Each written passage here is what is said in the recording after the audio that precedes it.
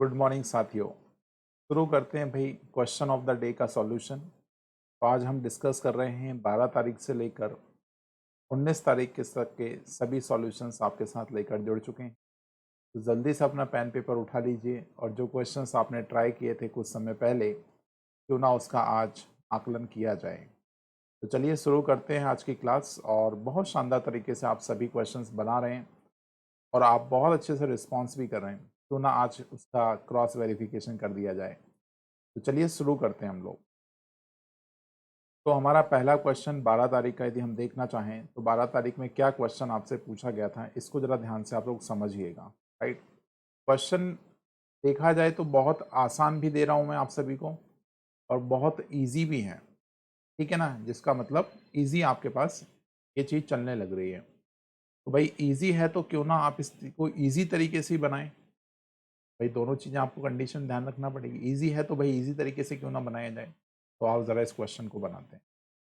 देखो क्वेश्चन ने क्या बोला है, two circle touches each other externally.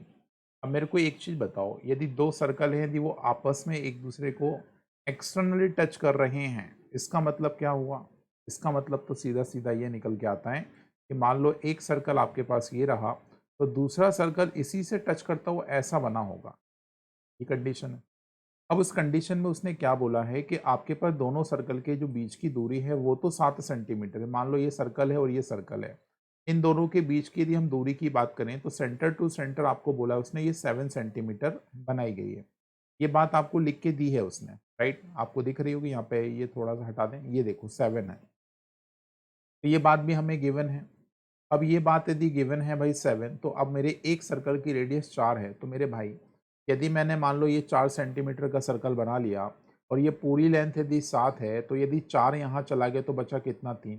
इसका मतलब जो दूसरा सर्कल है वो कितने सेंटीमीटर का रहा होगा, 3 सेंटीमीटर। सबसे हलवा क्वेश्चन, लड्डू क्वेश्चन आपके पास था और आप सभी का आंसर बिल्कुल सही आया होगा और सभी ने बहुत शानदार तरीके से इस क्वेश्चन को बनाया भी होगा। तो चलो move to the next question और देखते हैं अगला क्वेश्चन किस रेशो का, किस रिलेशन को रिप्रेजेंट कर रहा है। तो आइए शुरू करते हैं। तो भाई दूसरा क्वेश्चन आपके सामने एक मेंसुरेशन बेस्ड आपके पास क्वेश्चन है। तो आइए इसको चर्चा में लेते हैं। द सर्कुलर वायर, एक वायर आपके पास है जो सर्कुलर फॉर्मेट में, राइट, रिंग के फॉर्मेट में, तो हम उसे बोल सकते हैं सर्कल है। राइट, जिसका डायमीटर आपको दे रखा है भाई कितना, 112। और इसी को क्या कर दिया है, इसी को परिवर्तित कर दिया गया है किस में, तो आपको पता है इसको रेक्टेंगल बना दिया गया है। तो मेरे भाई इसी का फॉर्मेशन कुछ ऐसा कर दिया गया है, रेक्टेंगल ये फॉर्मेशन कर दिया है। तो इसका मतलब क्या निकल के आता है कि इसकी जितनी सरकमफेरेंस है उतना ही सरकमफेरेंस इसका बनेगा।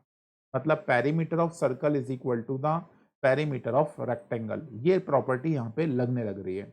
तो क्यों ना हम इसका सरकमफेरेंस निकाल लें। तो भाई मेरे डायमीटर दे रखा है, डायमीटर कितना दे रखा है, 112। डायमीटर 112 है और ये 2 पाई आर के बराबर होता है, आपको पता होना चाहिए सरकमफेरेंस। तो इसकी वैल्यू यदि हम निकालते हैं तो मेरे बच्चे, तो ये बनेगी 2 इंटू 22/7 और इसका आर, आर कितना बनेगा, तो आप 112 का आधा कर लो, 112 का आधा कर लो। ठीक है ना। अब कुछ नहीं है भाई, ये सरकमफेरेंस आपके पास सी के बराबर हो जाएगी। राइट, और यही सरकमफेरेंस हमने कहीं ना कहीं पता कर ली। तो ये सरकमफेरेंस कितनी बनने लग रही है, तो ये सरकमफेरेंस में सीधे लिख देता हूँ भाई कैलकुलेशन करने के बाद, तो ये बनेगी 352। अब मुझे बताओ जो सरकमफेरेंस आपने निकाली है मेरे दोस्त, यही सरकमफेरेंस रेक्टेंगल की क्या बनेगी, सरकमफेरेंस बनेगी। तो रेक्टेंगल की सरकमफेरेंस क्या होती है, पेरीफेरी क्या होती है, तो आपको मालूम होना चाहिए 2 लेंथ प्लस विड्थ होती है। लेकिन मेरे क्वेश्चन ने पेरीफेरी हमारे लेंथ और विड्थ की जो हाइट है उसको रेशियो में बताया गया है। तो क्यों ना हम इसको ऐसे लिख लें, ट्वाइस ऑफ 9 + 7 कितना हो जाएगा, 16। मतलब 16x लिख सकते हैं, क्योंकि आप इसके आगे x लगा लोगे यहाँ पे, तो भाई 9x और 7x मिला के कितना हो गया, 16x। और यही वैल्यू हमारी इक्वल टू हो जाएगी कितनी, 352 के इक्वल हो जाएगी। किसके इक्वल हो जाएगी, 352 के इक्वल हो जाएगी। तो यहाँ से हम यदि जब 32 से डिवाइड करते हैं तो x की वैल्यू आपके पास 11 निकल के आएगी। और मेरे क्वेश्चन ने क्या पूछा है, स्मॉलेस्ट साइड। जो स्मॉलेस्ट साइड है वो कौन सी होगी, तो आपको पता है जो रेशो छोटा है वही स्मॉलेस्ट है। इसका मतलब 7x की वैल्यू पूछिए तो 7 को 11 गुना कर दो भाई, 77 इस क्वेश्चन का राइट आंसर बन जाएगा, option number 1। Now it's clear to everyone. क्या सभी को ये बात 100% समझ आ गई है। देखो क्वेश्चन में दम नहीं है, लेकिन आप क्वेश्चन यदि ट्राई नहीं कर रहे हैं, राइट, उनको प्रयास नहीं कर रहे हैं, तो क्वेश्चन हमेशा डिफिकल्ट लगने ही वाला है। ठीक है, थोड़ी सी मेहनत करिए सो दैट आपको सारे क्वेश्चन आसानी से समझ आए। चलिए चलते हैं हम अगले क्वेश्चन की और अगला क्वेश्चन आपके सामने 14 तारीख का क्या दे रखा है। वाई 14 डेट का क्वेश्चन हम लोग देखना स्टार्ट करते हैं। तो देखो इसमें क्या बोल रहा है, इनिंग्स आपके पास है 3 प्लेयर्स की जिन्होंने अपने कुछ कुछ स्कोर बनाए हैं, लेकिन टोटल स्कोर हमें 361 है। देखा जाए तो ये रेशो का क्वेश्चन है। अब उसने ए का रेशो बी के साथ और बी का रेशो सी के साथ बोला है, जो क्या है 3:2 है। मतलब ये भी 3:2 है और बी सी का रेशो भी 3:2 है। तो क्यों ना सबसे पहले रेशो बैलेंस कर लें। यदि आपको रेशो बैलेंस करने के सही तरीके सीखना है तो प्लीज़ आप मेरे रेशो वाले वीडियो को ज़रूर देख लीजिएगा। तो इस नंबर को हम यहाँ लगा देते हैं और इस नंबर को हम पीछे खींच के यहाँ लगा देते हैं। अब इनको वर्टिकली मल्टीप्लाई करते हैं तो 3 3 9 हो जाएगा, ये 3 2 6 हो जाएगा, ये 2 2 4 हो जाएगा। ये हमारे पास सारे रनों के रेशो आ चुके हैं। तो लेकिन टोटल रेशो कितना बन रहा है, क्योंकि टोटल यूनिट वैल्यू हमें दे रखी है। टोटल यूनिट वैल्यू कितनी हो जाएगी, तो 6 4 10 19 हो गई। तो भाई 19 यूनिट की वैल्यू हमारे को 361 दे रखी है। मतलब 361 जो वैल्यू है वो 19 यूनिट को रिप्रेजेंट करने लग रही है। तो हमारे क्वेश्चन ने बोला है ए की वैल्यू बताओ क्या है, ए का स्कोर बताओ क्या है। तो ए की वैल्यू आप सभी को पता है सर 9 यूनिट है। तो भाई ये नंबर इस नंबर से कट जाएगा, 19 का स्क्वायर है 361, तो 19 इंटू 9 कितना होता है, तो आपको पता है 171 होता है। 171 इस क्वेश्चन का राइट आंसर। तो इस क्वेश्चन का आंसर भी 171, मतलब फर्स्ट ऑप्शन आपके पास निकल के आने लग रहा है। तो आसान है क्वेश्चन, क्वेश्चन को थोड़ा सा आप प्रैक्टिस करेंगे तो हर चीज़ आसान लगेगी। ठीक है, तो चलो भाई सुंदरता से हम आगे क्वेश्चंस को और बनाने का प्रयास करते हैं और सारी चीज़ें आपको सिखाने का प्रयास करते हैं। ठीक है, चलो नेक्स्ट क्वेश्चन क्या है भाई। तो नेक्स्ट क्वेश्चन भी बड़ा आसान था। क्वेश्चन 15 तारीख का क्वेश्चन देखो, क्या बड़ा सुंदर सा क्वेश्चन था। यहाँ एक इन्वेस्टमेंट को लेकर कहानी बताई गई है। क्या है भाई इन्वेस्टमेंट की कहानी, तो हमारे क्वेश्चन ने इन्वेस्टमेंट की कहानी कुछ ऐसे बयां की है कि ए और बी का इन्वेस्टमेंट का रेशो 3:5 है। लेकिन 6 महीने के बाद सी भी ज्वाइन करता है, लेकिन इन्वेस्टमेंट उसका किसके बराबर है, बी के अमाउंट के बराबर है। मैं ऐसे समझ लूँ कि ए बी और सी आपके पास 3% है, जिनकी कैपिटल की हम बात करें तो कैपिटल कितना कितना है, तो ये 3:5 है। लेकिन उसने जो सी ने इन्वेस्टमेंट किया वो बी के बराबर, इसका मतलब इसका भी 5 यूनिट कैपिटल रहा होगा। कितना यूनिट रहा होगा, 5 यूनिट रहा होगा। बस यहाँ पे कंडीशन पता है क्या है, टाइम की है। तो आप इस चीज़ को ऐसे समझ लो, ऐसे समझ लो कि भाई यदि हम टाइम की बात करें तो ए बी सी का टाइम क्या मिलेगा, तो भाई ए और बी तो भाई स्टार्टिंग से स्टार्ट किए हैं, इसका मतलब ये तो 12-12 महीने प्रॉफिट उठा रहे होंगे। लेकिन दूसरा पर्सन जो तीसरा रहा आपके पास, वो तीसरा पर्सन 6 महीने के बाद एंट्री ले रहा है। इसका मतलब इसका बिजनेस 6 महीने तक कंटिन्यू रहा होगा। अब यदि हम रेशो बनाना चाहते हैं तो रेशो क्या बनेगा मेरे बच्चे, तो आप 6 से काट दो, 6 दूना 12, 6 दूना 12, 6 एकम 6। तो यहाँ से मैंने यहाँ पे टाइम का रेशो भी निकाल लिया। अब टाइम का रेशो कितना हो गया, 2:2:1। ये टाइम का रेशो आ गया। अब तुम्हें बहुत अच्छे से पता होना चाहिए, तुम्हें हमेशा पता होना चाहिए, जब भी कोई भी रेशो के सॉरी पार्टनरशिप का कोई क्वेश्चन आए तो कैपिटल को टाइम से मल्टीप्लाई करके हमेशा ध्यान रख लो प्रॉफिट बनता है। और मेरे क्वेश्चन ने बोला है उनके प्रॉफिट का रेशो बताओ क्या होगा। तो भाई मेरे प्रॉफिट का रेशो क्या बनने लग रहा है, तो आप बोलेगे सर मल्टीप्लाई कर दो, 3 दूना 6, 5 दूना 10, 5 एकम 5। इसका मतलब हमारा रेशो बनने वाला है 6 10 5। और फिर से ऑप्शन नंबर 1 इस क्वेश्चन का आंसर है। अब ये तुक्का मत बैठाना अपने दिमाग में कि सर हमेशा ही हमेशा आंसर क्या बनेगा, ऑप्शन नंबर 1 बनेगा। ऐसा नहीं है, ऐसा नहीं है, राइट। तो थोड़ा सा प्रयास करिएगा, हर क्वेश्चन अपने आप में इम्पॉर्टेंट है। यदि आप इस तरह की सीरीज को यदि फॉलो कर रहे हैं, रोजाना एक क्वेश्चन भी लगा रहे हैं, तो आपकी सफलता में कहीं ना कहीं एक ना एक सीढ़ी जरूर बढ़ रही है। फॉन्ट के कम से कम ये समझ लीजिए कि हम महीने भर में यदि 30 क्वेश्चन लगा रहे हैं, राइट, और निरंतर हमारी ये सीरीज चली आ रही है और इसके फॉलोअप लेते चल रहे हैं, सारे वीडियोस हम चेक करते चल रहे हैं, सॉल्यूशंस के शॉर्टकट देखते चल रहे हैं, हमारे साथ देखते चल रहे हैं, तो आपको कोई भी किसी भी क्वेश्चन को बनाने में दिक्कत नहीं जाएगी, क्योंकि ये क्वेश्चन कहीं ना कहीं आगे जाके रिपीट भी होंगे। ठीक है, तो आइए एक क्वेश्चन और। क्या बोल रहा है, एक शुगर सॉल्यूशन है, राइट, एक शुगर सॉल्यूशन है जिस जो 3 लीटर है, राइट। अब सॉल्यूशन आपके पास 3 लीटर है, देखना जरा टोटल सॉल्यूशन की यदि हम बात करें तो this is the 3 litre solution. अब मेरे भाई इसमें बोला है 60% शुगर है, इसका मतलब क्या हुआ, तो भाई 60% यदि शुगर है तो मुझे बताओ 60% यदि शुगर है तो यार 30% क्या होगा, वाटर होगा। ऐसे तो समझ सकते हैं, 30% वाटर होगा कि नहीं। अब मेरे क्वेश्चन है एट द एंड क्या बोला है, उसने बोला है हम वाटर की 1 लीटर क्वांटिटी मिला रहे हैं। तो भाई मेरे मुझे बताओ 3 लीटर मिक्सचर है, इसमें 1 लीटर मिल जाएगा यदि वाटर, तो ये 4 लीटर मिक्सचर बन जाएगा। अब तुम पानी कितना भी मिला लो, दूध कितना बना दो, ओवरऑल क्वांटिटी कितनी होगी, तो आपको मालूम पड़ा ये 4 लीटर बन जाएगी। अच्छा, उसने क्या बोला है, then the percentage of sugar in the new mixture, मतलब नए शुगर में परसेंटेज ऑफ शुगर कितना रहेगा। मेरे भाई स्टार्टिंग में यदि 60% शुगर है तो क्या बाद में 60% बदल जाएगा, नहीं, 60% ही शुगर रहेगा। तो मुझे बताओ 30 का 60%, 60% को हम लिख सकते हैं 3/5, ये जो वैल्यू है वो कितना परसेंट है टोटल का, तो टोटल कितना है 4 है, इंटू 100। भाई परसेंटेज बदलना तो सबको आता है कि नहीं आता। अब भाई इस चीज़ का कैलकुलेशन कितना आसान है, आप सभी लोग इस चीज़ को बना सकते हैं, देखिएगा। भाई 4 से इस नंबर को 25 बार काट दें, 5 से इस नंबर को 5 बार और काट दें। भाई यहाँ हो गया 9, 9 5 45 हो गया, इसका मतलब ऑप्शन नंबर 20 क्वेश्चन का राइट आंसर। तो क्वेश्चनों में दम नहीं है, लेकिन भाई कॉन्सेप्ट बहुत तगड़े हैं। हर क्वेश्चन में एक शानदार कॉन्सेप्ट आपको सिखाने का प्रयास किया गया है। रोजाना आप प्रैक्टिस करिए, हर चीज को समझने का प्रयास। आइए अगले क्वेश्चन पे स्विच करते हैं। Now the next question for 17 का हमारा क्या क्वेश्चन है, बहुत शानदार क्वेश्चन है, एक बार फिर से देखिए। बोल रहा है John invested the sum of money at annual simple interest of 10%। भाई रेट कितनी है, आपको पता है सर 10%।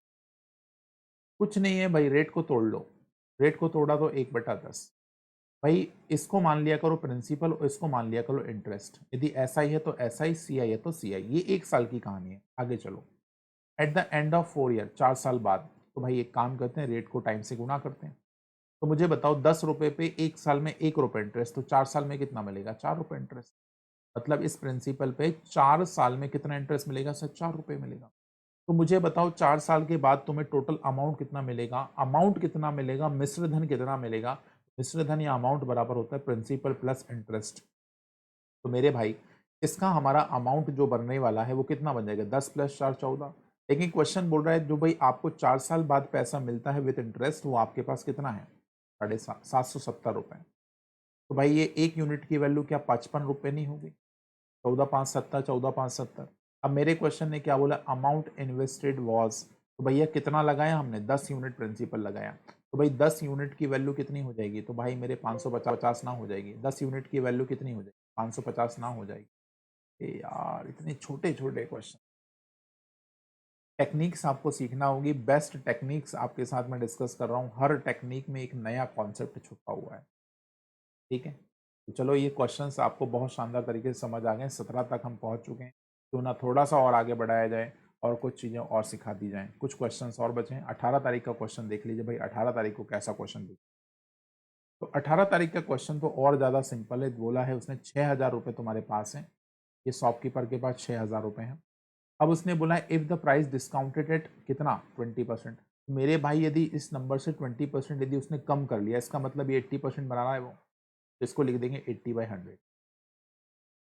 भाई मैं आपसे बोलूँ कि भाई 6,000 रुपये आपके पास हैं, उस पर 20% का डिस्काउंट दो, तो भाई इससे या तो 20% माइनस कर लो या तो सीधा 80% निकाल दो, बात बन गई बात। मतलब इस 6,000 का 80% निकाल लिया भाई, ये होगा। अब बोल रहे हैं इसको फिर से बढ़ाता है, कितना परसेंट, 10%। मेरे भाई इस टोटल वैल्यू को 10% बढ़ाने, तो क्यों ना मैं इसको लिख दूं 110/100। भाई जिनने परसेंटेज पढ़ा है इन चीज़ों को बहुत अच्छे से समझ रहे होंगे, कब कैसे प्लस करते हैं, कब कैसे माइनस करते हैं, ठीक है। अब इस बात को जल्दी से, इस नंबर को क्या करना है, सॉल्व ही तो करना है। बस उसने यही बोला, नया जो चेंज आपके पास आया वो प्राइस का वो कितना है। तो भाई मेरे कुछ भी नहीं बचा, इसमें पूरा कैलकुलेशन बचा हुआ है, राइट। अब कैलकुलेशन तो तुम सारे बच्चे कर सकते हो कि नहीं। देखो 2 जीरो से पहले तो ये दोनों जीरो निपटा दो, और इन दोनों जीरो से इन दोनों जीरो को निपटा दो, राइट। अब भाई आपको पता है इसको पहले मल्टीप्लाई करो इससे, 8×6 = 48 होता है, 8×6 = 48 हो गया, ठीक है। तो ये हो गया 480, इसका 11 गुना। अब 11 का मल्टीप्लीकेशन के यदि रूल अभी नहीं पढ़ा है आपने, तो भाई उसके लिए भी एक शानदार वीडियो मैंने बना रखा है, आप एक बार उस वीडियो को देखें। ये रहा 11 के मल्टीप्लीकेशन करने से मैंने डायरेक्ट आंसर लगा दिया, ऑप्शन नंबर 20 क्वेश्चन का सही जवाब बनने वाला। हर एक क्वेश्चन फिर से मैं बोल रहा हूँ बहुत शानदार। आओ ज़रा लास्ट क्वेश्चन के साथ डिस्कस, 19 सैटरडे तक के सारे क्वेश्चंस आपके सामने डिस्कस हो जाएंगे, राइट। तो चलिए भाई, लास्ट क्वेश्चन क्या था हमारे पास, 19 का क्वेश्चन ये था भाई, एक प्राइस है, हमें नहीं पता कितना है, मान लिया भैया पी प्राइस है। अब ये पी प्राइस का कोई भी एक आर्टिकल आपने खरीदा, लैंड खरीदी, कार खरीदी, कुछ भी खरीद लो, अब उसने बोला है 3 मिडिल मैन, मतलब 3 बीच में लोग थे जिन्होंने हर एक लेवल पे 20% गेन। भाई 20% का मतलब कितना होता है? तो 1/5 होता है। 5 पे 1 रुपये बढ़ गया मतलब 6 रुपये। मतलब पहले वाले बंदे ने इस रेट का 6/5 कमाया, दूसरे वाले बंदे ने भी इस रेट का 6/5 कमाया, फिर तीसरे वाले ने भी इस रेट का 6/5 कमाया। ऐसा करके इस पूरी वैल्यू को हमने इतना बना दिया। कितना? 3,45,000, 45,600, राइट। तो 3,45,600 इसको ऐसा बना दिया। अब मेरे क्वेश्चन ने बोला ओरिजिनल कॉस्ट बताओ भैया, पी की वैल्यू निकालना। क्या निकालना है? पी की वैल्यू निकालना है। लो भाई, ये पी की वैल्यू 2 लाख बन गई। पी की वैल्यू कितनी बन गई? 2 लाख बन गई। आसान सा क्वेश्चन है, कोई दिक्कत नहीं जाएगी, राइट। बस छोटा मोटा कैलकुलेशन है। अब इस कैलकुलेशन को थोड़ा सा आपको ध्यान देना पड़ेगा। यदि आप कुछ नया सीखना चाहते हैं तो यह कैलकुलेशन ज़रूर आना। तो भाई साहब, आप लोग वीडियो में यदि पहली बार आए हैं तो प्लीज़ चैनल को सब्सक्राइब कर लीजिए और मुझे ज़रूर फॉलो करिए और वीडियो को लाइक ज़रूर करिए, सो दैट इन वीडियो का रैंकिंग थोड़ा बढ़ पाए। शेयर करिए साथियों के साथ, क्योंकि ये वीडियो सभी के लिए फ्रूटफुल है जो लोग लगातार प्रयास कर रहे हैं क्वांटिटेटिव एप्टीट्यूड को स्ट्रॉन्ग करने के, राइट। आप डिफरेंट सोशल मीडिया पे मुझे फॉलो कर सकते हैं। दीज आर द मेरे डिफरेंट सोशल मीडियाज, राइट। सभी पे आप मैथ्स बाय अनिल सर के नाम से मुझे सर्च कर सकते हैं। सभी जगह मैं आपको मिल जाऊंगा। भाई बहुत शानदार वीडियो आप सभी ने डिस्कस किया मेरे साथ। Thank you so much. मिलेंगे फिर ऐसे इंटरेस्टिंग अगले वीडियो के साथ और नया आपको सिखाने का प्रयास करें। मैंने बहुत शॉर्ट में वीडियो को तैयार किया भाई आज, है ना। इतने सारे क्वेश्चंस बहुत फटाफट आपको सिखा दिए। तो प्लीज़ आप फॉलो करते रहिए, तो देखते रहिए। Thank you so much. मिलेंगे फिर अगले वीडियो। हाँ, और एक चीज़ मैं बता दूं, अभी मैं 1 जुलाई से एक नया बैच लॉन्च कर रहा हूँ, राइट। और वह बैच आपके पास जूम के माध्यम से ऑनलाइन है। तो भैया इंडिया के कोई भी बच्चे मुझसे जुड़ सकते हैं जिन्होंने मेरे से पहले कभी पढ़ा हो या मेरे रेफरेंस से कहीं ना कहीं आना चाहते हैं। सबका स्वागत है भाई, राइट। नॉमिनल से चार्जेस पे हैं। आप इंस्टाग्राम पे जाइए, मुझे फॉलो करिए, वहाँ पे आपको पोस्ट मिल जाएगा क्या चार्जेस हैं, क्या फीस, सारी चीज़ें। Thank you so much. मिलेंगे अगले वीडियो में।